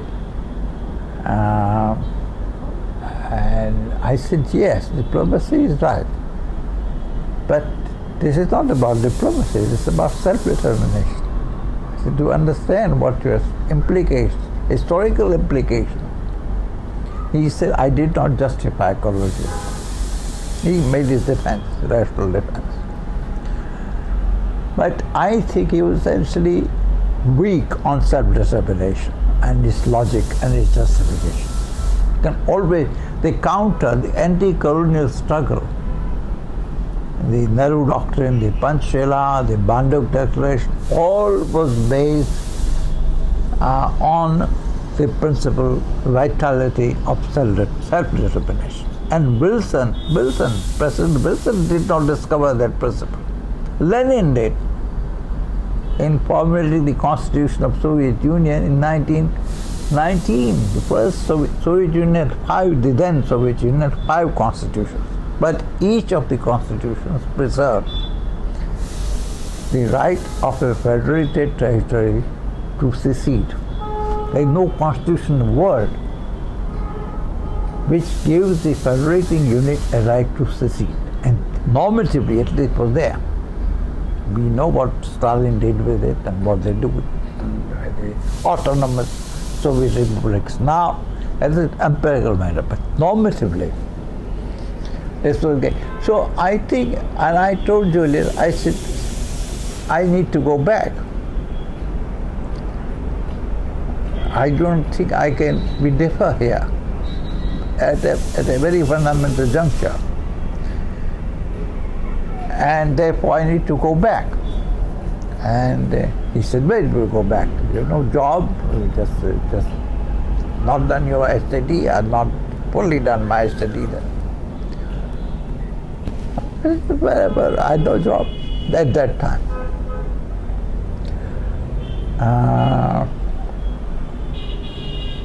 And so, as it happened, quite coincidentally, in that month itself, G.S. Sharma, Gyan Sarup Sharma, a professor of jurisprudence, Doyen of Indian teachers, he invited me, he was director of Indian Law Institute, and invited me to a joint professorship and associate editorship of the Journal of Indian Law Institute. And I jumped. And I told Julius, I'm leaving, and bye-bye. But this disagreement will remain. because UN Charter must be taken seriously. Julius had a very nice quip about the Charter. When we were friendly, he said, in one of the conversation, he said, some people don't know English, son, and they refer to this as Charter. Which is, come to think of it, which is true. A lot of it is idle chatter, or made into an idle chatter like the coalition of the willing principle, so call it, in Iran, Iraq, and Afghanistan, concerted state. That is not what Article 51 of the Charter means, or was made to be, was meant to be. So Julius was, he let me go, he was very affected thereafter, but he never understood and he never received a reaction like this, a hostile reaction. He worked in the West primarily. He didn't work in the South, global South, or emerging global South, or third world. So he was interested as a scholar, and he could not take self-determination as a value for another reason, which I discovered in my second time when I came as a lecturer and senior lecturer of jurisprudence international law. When Stone recalled me, and I came because I had my own difficulty with the institute, which I'll go into for a time. It was Israel, and Stone had strong feelings about the state of Israel. So you cannot, in a worldview, which a Zionist worldview, basically, you can't take self-determination seriously. That I worked out later. Because then you have to worry about Palestinian people and what the UN does, the third world activity to Palestine. And it was consistent, I later discovered. And my second difference with him was the big difference exactly on this Palestinian issue. But that is when I came after a year back to Sydney. So can you go back to the question then of Indigenous people and your Aboriginals, yes. Yeah. Well, the second time I came back to Sydney was at Julius's invitation. When was that? 69. And you came to take a job? Yes, I was given lectureship. Then went to Sydney in 69 again, on lectureship. And so end of 69, some students came to me at Tony lecturing. And they want to understand more about Aborigines. I became a very popular teacher in the first year, so they... What were you teaching? We are in the Department of Jurisprudence International Law. We can only teach. So masters, I taught senior students international law, and jurisprudence I taught and of course my way of teaching is very different. Tony's very different. My focus on Papua New Guinea was Australian scholarship thing. My focus that time was on self-determination. I pursued it relentlessly. Tony was very busy that time. These guys approached me, and these were very good students. And they said, we want to learn something about, we want a course on the poor and the Aborigines. Do you remember who any of them were? Did any of them... Oh yes, I meet them every time I go to Australia. It's an event. Right. This old group and some new ones want to meet me. And they come from all parts of Australia with their families, the grand families. I said there's too much. But this time I met some of them. I remember I didn't meet Jim Spiegelman on this visit. Jim was at that time, private secretary to Gow Whitlam. And Jim and Sue Armstrong, Dennis Harley, Michael Cooper, so many of them. Michael Kirby, but he was in LLM class, but he joined us for a while, this movement. So I said, I didn't know anything about Australian Aborigines, and nobody seemed to know. So I ordered a very nice bookshop, which has disappeared, in Phillip Street, end of Phillip Street, near the Circular Quay. Have you been to Australia? Yes. Oh, have you been to Sydney? Yeah. Oh, that's I don't explain. So he introduced me to Rowley's 3 books on Australian Aborigines history. He's a Canberra historian. I still have them. They're very good books. And I read all of Rowley, and I read many more. I met a woman anthropologist in Canberra, and she acquainted me with some more literature. There was a woman called Beth Dean who wrote enormous amounts in newspapers. She was an art critic, and she studied some Aboriginal groups' arts. I should cast my net wide, and it was not enough wide because people were not interested. The only ghetto of people was interested in Australian at that time. One thing I said to my students, I said, you read these books and we'll think about it. Ultimately, I decided to do a course on law and Aborigines. Julia said, we don't know enough. How can you have a course? Epistemic problems. But he left me free, I must say that. He recognized my autonomy, and that's a great blessing. And I prepared a course, and I gave it to Tony, who looked at it. He didn't know much about Aborigines either. And I gave it to Jim and Sue and Dennis and other people, Michael and other people who look at it. And they said it was very good. What we did was to make it an optional course, make it a 4th and 5th year course, not early on, and by essay, which was innovation in that era. Everything was examinative. And only 12 students. We said no more. Initially. There was a big storm in the faculty. Dean Shotwell was the dean there, contractsman, very good contracts. He's written a good number of good articles on Roman law of contracts, from which I was law. I studied Roman law in Bombay, so I know. So Shotwell said, how can you have such a course? And then the general outrage was at proposal itself, not the content. And he had talked.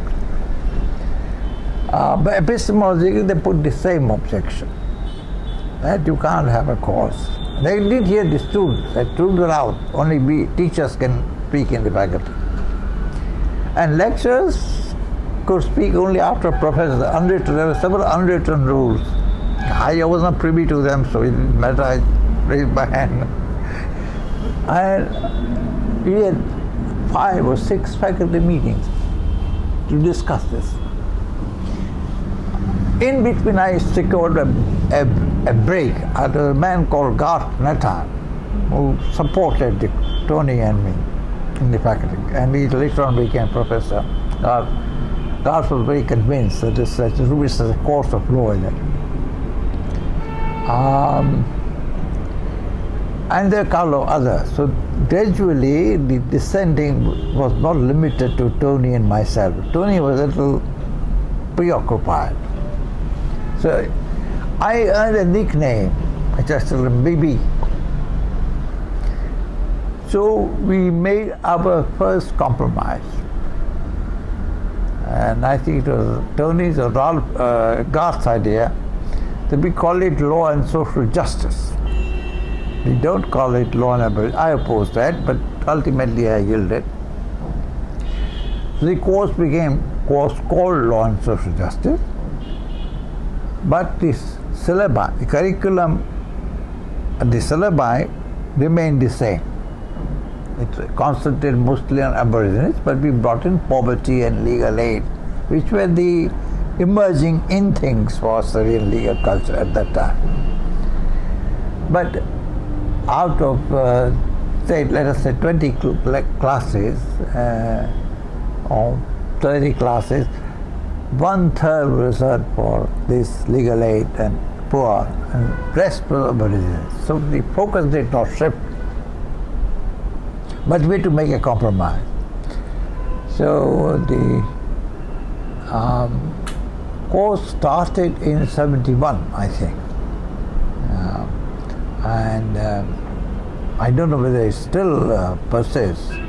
I don't know about it now. But this course was then picked up by a woman called Elizabeth Eggleston, who died young, in University of Monash. And she called it law and aborigines. And she had much less difficult, but she did come, contacted us very often.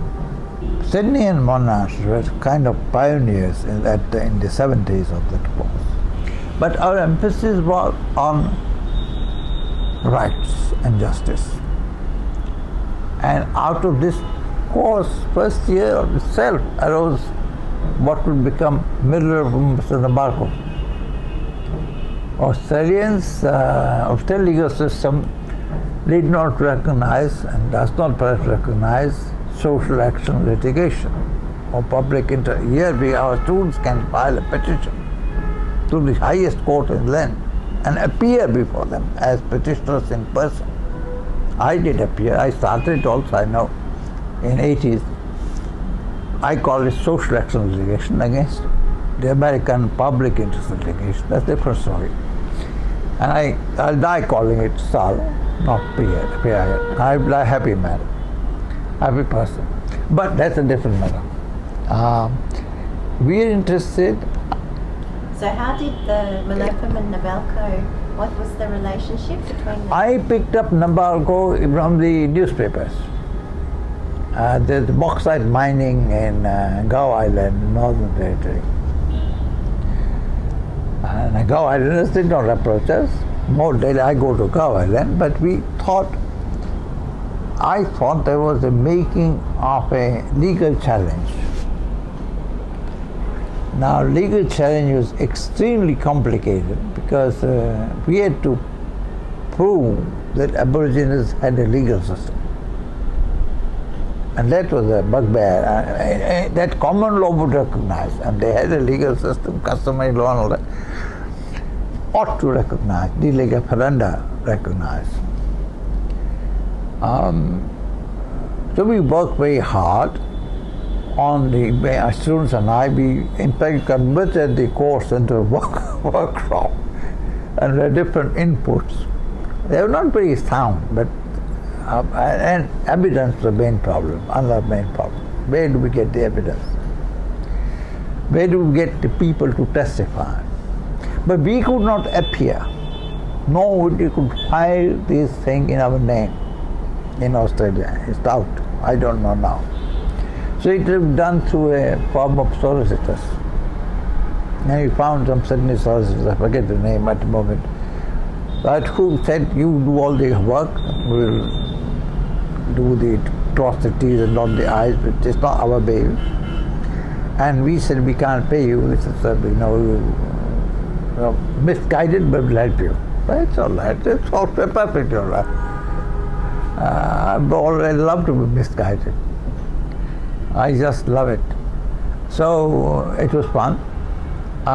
We prepared. There was a thing, it's still there, called, that comes later, called AUSLA, Australian Universities Law Association. That comes later, where I dissected Blackburn judgment in what became Miller's and Marquess, we eventually challenged.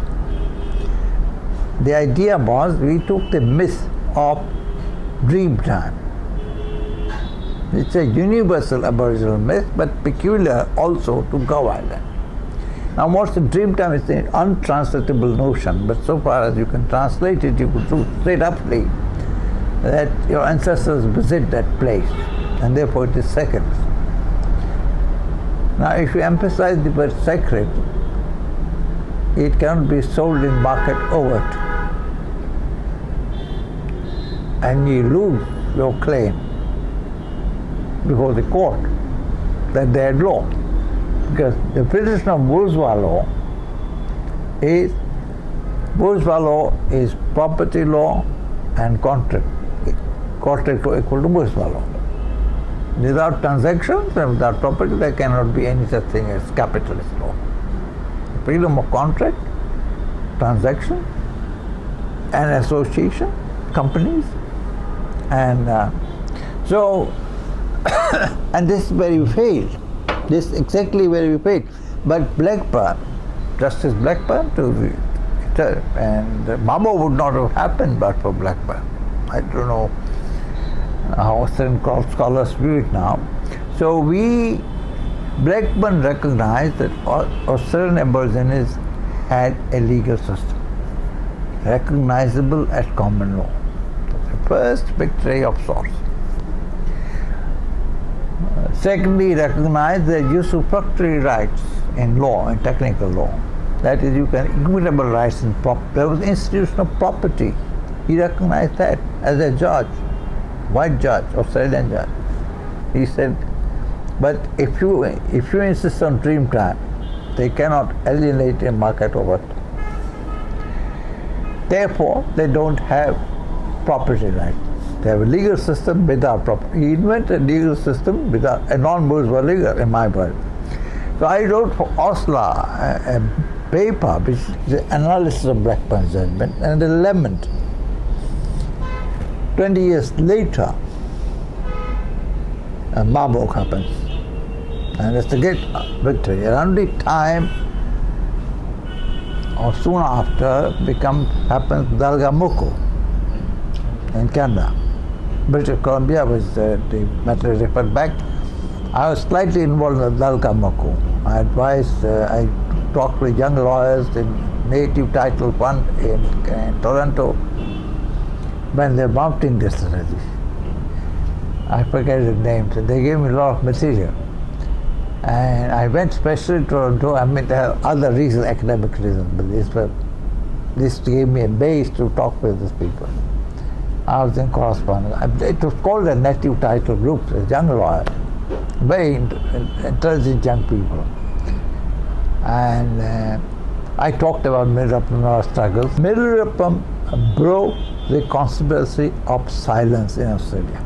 Without that case, there were no Mamo, there were no Native Title. So when you had that experience in Australia, how did it influence you when you came back to India?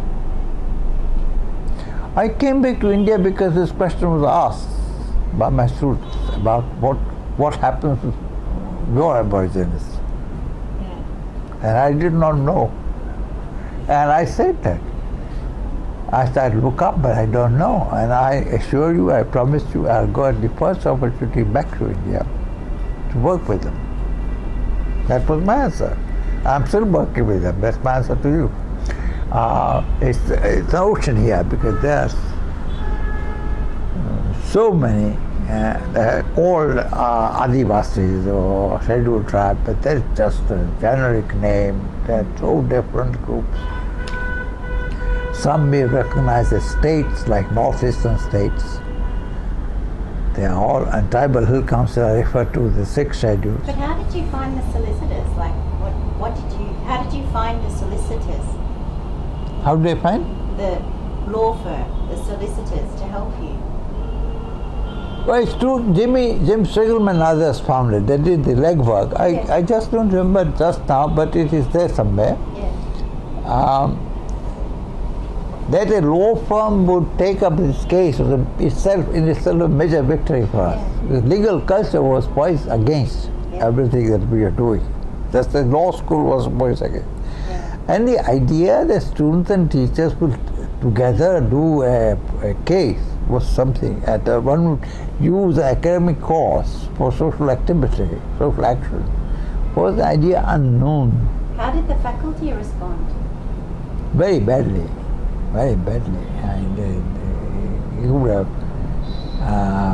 there was numbers of side remarks, but there were full-throated criticism. This was not considered, and probably it is not academic at all.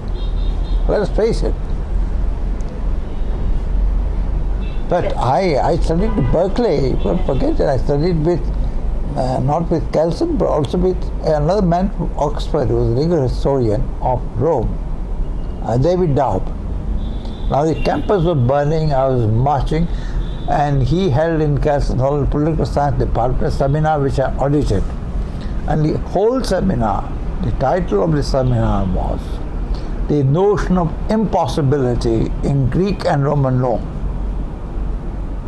And sixth seminar or seventh seminar, I said, David, you can't possibly be talking about Greek and early Greek, ancient Greek and early Roman law when the campus is burning in Vietnam. What has this got to do with this? He looked at me and he said, I know much about Vietnam, but I'm not going to talk about it. But someday you will understand the importance of the notion of impossibility of law. How it started with the Greeks and Romans. With Romans it started, his favorite example was Caligula's horse, which became a senator. And he took an oath with his pope, a train taken oath. So, and later on I've become an animal rights person. So I write about it, that's a different matter. But Caligula's horse, so I enjoyed it, but I then quit the seminar. I said, I can't stand it. I can't do my political action and academic. I can't combine the two at a point. And he said, fine, you're auditing even. And he became a very good friend. I met him in Berkeley just before he died. He was living in Berkeley. He was 90 years old. He was an Oxford professor. He died in the US. But he said, Upendra, he looked, I was going to see him anyway. He showed me first and he said, how nice to see you, and embraced me and all that. And then he said, have you got 5 minutes? I will Xerox the manuscript I've just done. I said, David, I'm not going to read it if it's on impossibility of law. He said, no, I've taken leave of Roman law and I'm now doing canon law. Ecclesiastical law. And I got the paper somewhere. So it is, I don't blame legal culture or would-be lawyers or law faculties for having defined academic zone. As a university administrator, I came across this definition of role myself and to negotiate it in Ayodhya, in Babri Masjid. My students at Delhi, student union president, my teachers union president and members, my Kamchari union president, they all went and helped the demolition of the masjid. And as a vice chancellor, I always distinguished in my interventions, public interventions, I did many. And so I was an activist, considered activist person, always. But I had colleagues telling me, Ayodhya, that I issued a statement, which is the front page of all papers, including BBC broadcasting, against demolition. And the strange slogan was, Ek Dhaka Aur Do. So I said, which is this? That was the slogan, Ek Dhaka Aur Do. So what was I said, what is the dilapidated structure? You are attacking the Constitution of India. Ek Dhaka Aur Do is the Constitution. And I said, I speak this time as a Vice Chancellor. not as a citizen, as a teacher. So that means... I speak as a officer of a university. That's why the statement got noticed a little. Anyway, academic statement of this kind is very rare. And my colleagues reacted, some of them, giving me the same reputation of academic role which I encountered in Delhi. But I was in a different position, and Sydney. I was in a different position in Delhi. I tell me I was a receiving end, not the giving end. So I replied to this by mentioning colleagues by name. Later, while I was in office, I gave a lecture on memorial lecture for baby John, at the great educationist of India, John. And it's there in Mambrino's Helmet, a book called Mambrino's Helmet, one of the books on human rights that I've written. And you look at it just for the fun of it. And I've said that universities have an academic role and a social role. And there are times when they should emphasize their social role, and there are times when they should emphasize the academic role. Now, there will be disagreement on what role should be emphasized. But you must never forget, the bottom line is this, that we are all Indian citizens, bound by the Constitution. And the Constitution means to me preamble, rights, part 3, directives, part 4, and what President Gandhi added by 42nd Amendment, part 4A, fundamental duties. And among the fundamental duties is to develop scientific temper, excellence, spirit of excellence in all walks of life. Now what is the enemy of excellence or the other? Is mediocrity. You can't be mediocre if you are able to be excellence. You can't be. Excellence and social reform, spirit of social reform. This, as citizens, we are bound to develop and foster. Now a teacher is a citizen. How does a teacher foster this? And that's where the roles are disrupted, the distinction. The binary collapses, because you have all the time a social role. The better way of putting it, you have a social role, perform a social role all the time. But you distinguish between a classroom role and a role in research and a role in public communication. You distinguish limits, outer limits, inner limits, whatever are there. If as a teacher of jurisprudence, though, what would you say to the teacher with a social conscience who does not like the Constitution? So if you were in a system like apartheid South Africa and the Constitution was bad, what would be your lodestar for social action, and how would you justify a role for a public office? Yeah, it depends on whether the Constitution gives us these liberties and these duties and this responsibility, or human rights, let us say, human rights discourse, or whether certain core human rights standards precede even their enunciation. Where there are no human rights before Universal Declaration of Human Rights.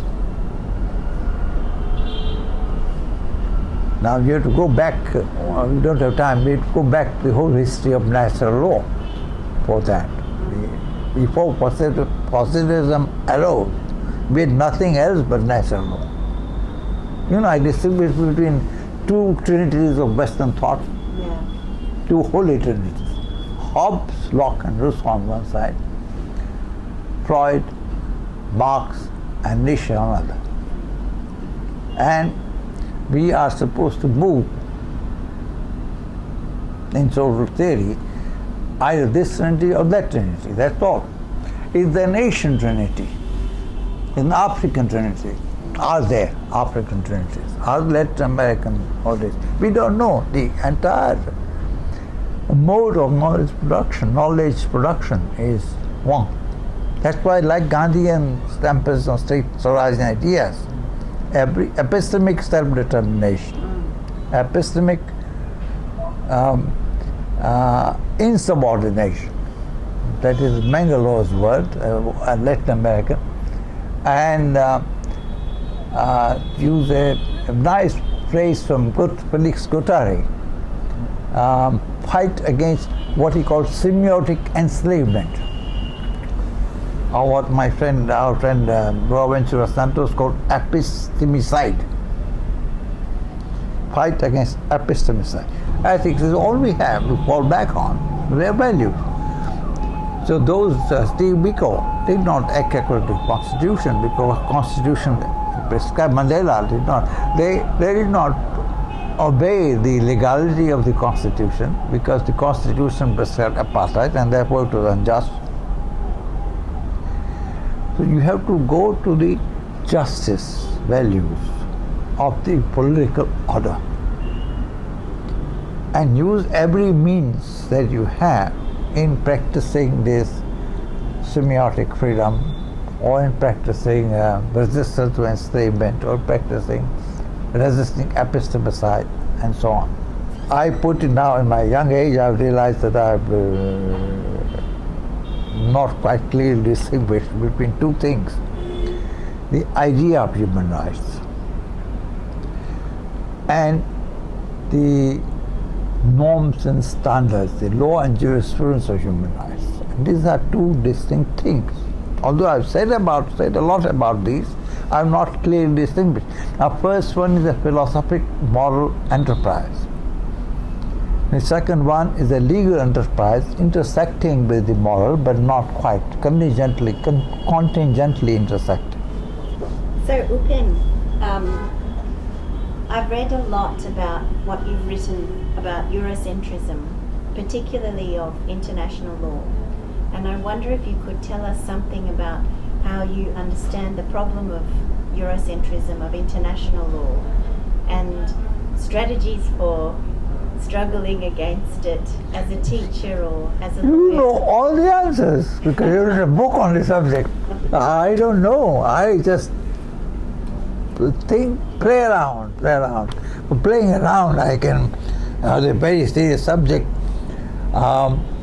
Eurocentrism is used in very many contexts, as you no doubt know.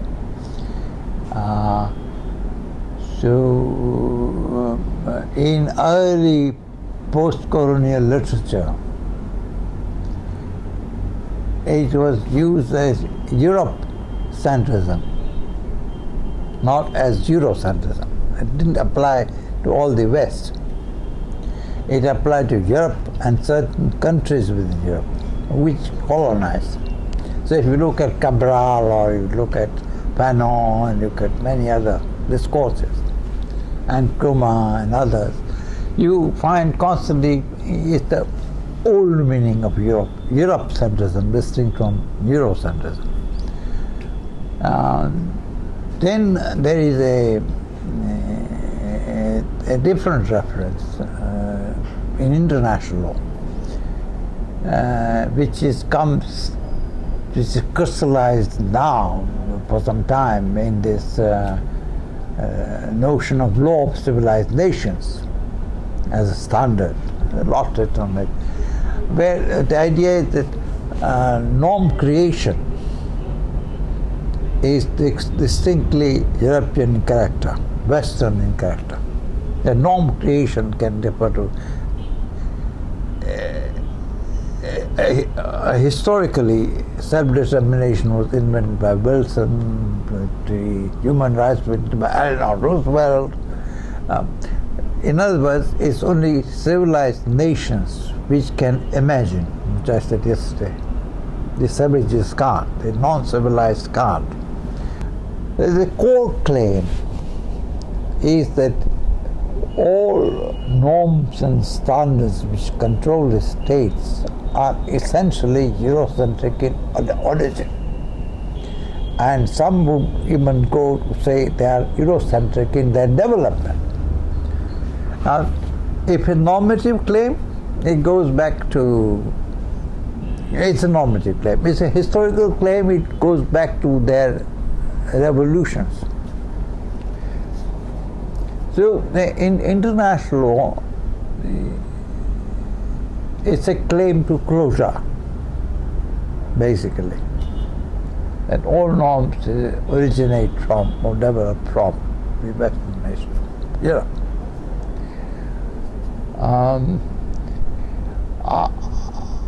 My early writings, I think, I don't remember, but early writings were Eurocentrism in the sense of the idea of West as a whole, colonizing West. But I'm not careful in saying, because my friend at Warwick, who is now in Florence,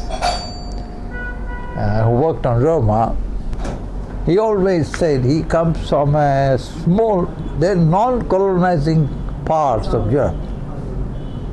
So when you refer to Europe, the question arises, which Europe are you referring to? You're referring to Western Europe, which is colonizing, which colonized. If you include Belgium, you know, if you read Pakenham's book on Scramble for Africa, there is this very nice saying by King Leopold of Belgium, Africa is a lovely piece of cake. I should have a slice too, so he takes over Belgium, Congo, well, as a slice for cake, which every European nation. So they were colonizing European nations, and the European nations were non-colonizing. Czechoslovakia, I don't think they colonized anybody, or they're part of Germany at one time, you can say they did, or Hungary. Well, they colonized the indigenous First Nation people, but did colonize non-indigenous nations in the same way as Western Europe did. So there is a question of history also. Now that I write very often, between difference between a progressive Eurocentrism and regressive Eurocentrism. And the second thing is Eurocentrism a state of mind or a state of social organization? There are two questions. Now, first question, I will take the second question first. Eurocentrism as a state of mind is pretty nearly universal. Universal.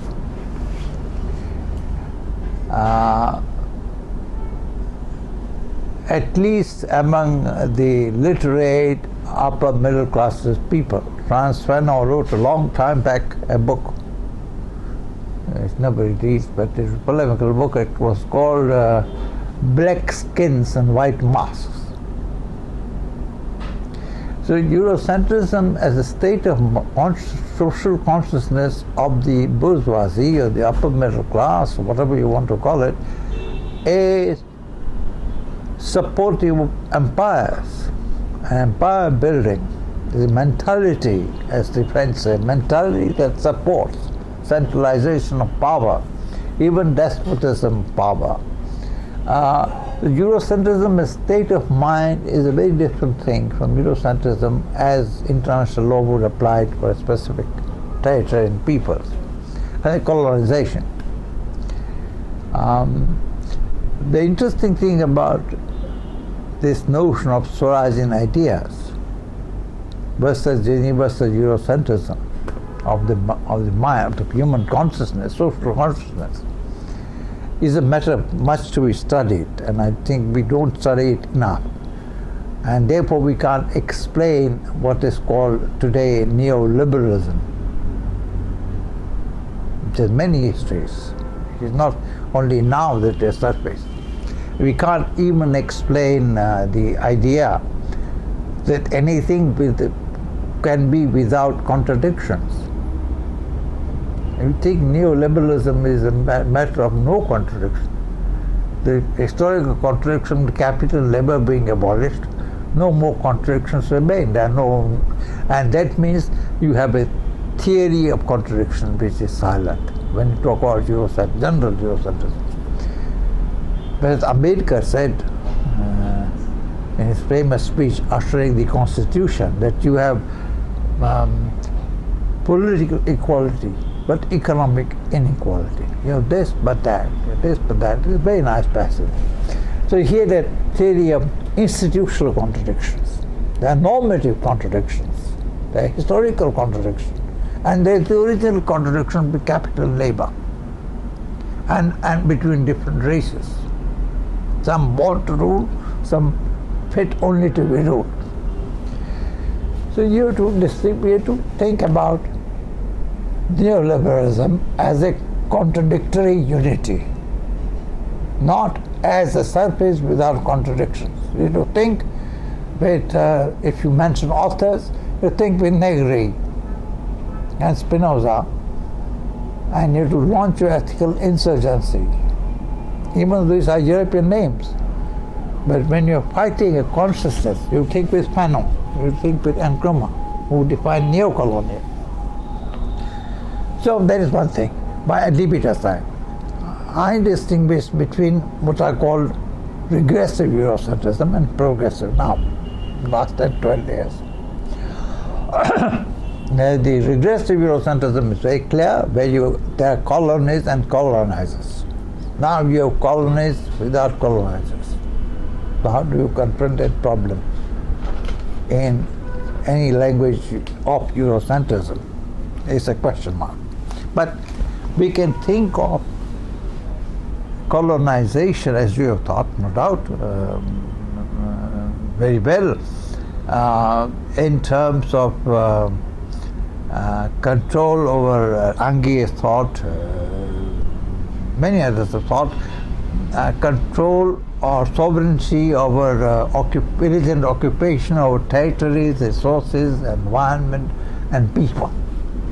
The process of desubjectification that begins. The erosion of self-rule or self-determination begins. The ownership of territory that happens. So it's a vast field by itself. Now, that is the historical colonization of last 250 years. Is a shorter process than building up empires. That's the paradox. Because unmaking takes a little less time than making. So that we think we know. All that we know. Progressive Eurocentrism, there are many friends who are progressively Eurocentric, is different. It says essentially some Eurocentrism is a good thing, but colonization is not a good thing. Eurocentrism is a good thing. And my favorite category, A to Z thinkers, are progressive. Agamben to Zizek, from Agamben to Zizek. I'm very fond of Agamben and Zizek. And all the David Scott and others who lie between. There are many thinkers.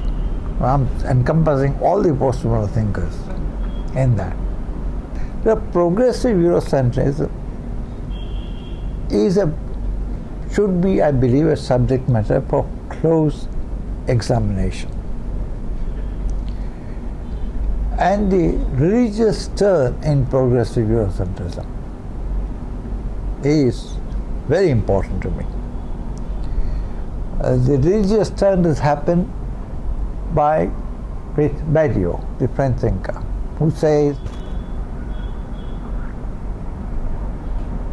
that Christianity is a universal religion. And he's done a very good book on St. Paul. I'm doing a book on St. Paul from Indian perspective. I hope I live long enough to do that. I'm very interested, despite his misogynist overtones and other things are in place. Paul has been exorcised by the feminists, I know, for good reasons. You get awful things to say about it. But there is a Paul revival, and Badiou, for example, said about St. Paul that he made Christianity universal by a simple book which is not to focus on crucifixion, because crucifixion was a normal method of punishing criminals. You crucify, you put people on cross. What was original of St. Paul was his emphasis on resurrection. And Christianity became a world religion, a world religious system, only with that discovery of redemption. Easter is more important than December. And birth or death. Birth happens soon, death happens soon. Crucifixion is a method of execution. But redemption is very new. Progressive Eurocentrism is something I focus on now. And human rights idea is a part of progressive. If fake enlightenment was a part of the Eurocentric part, then human rights is a counterpoint to fake universalism.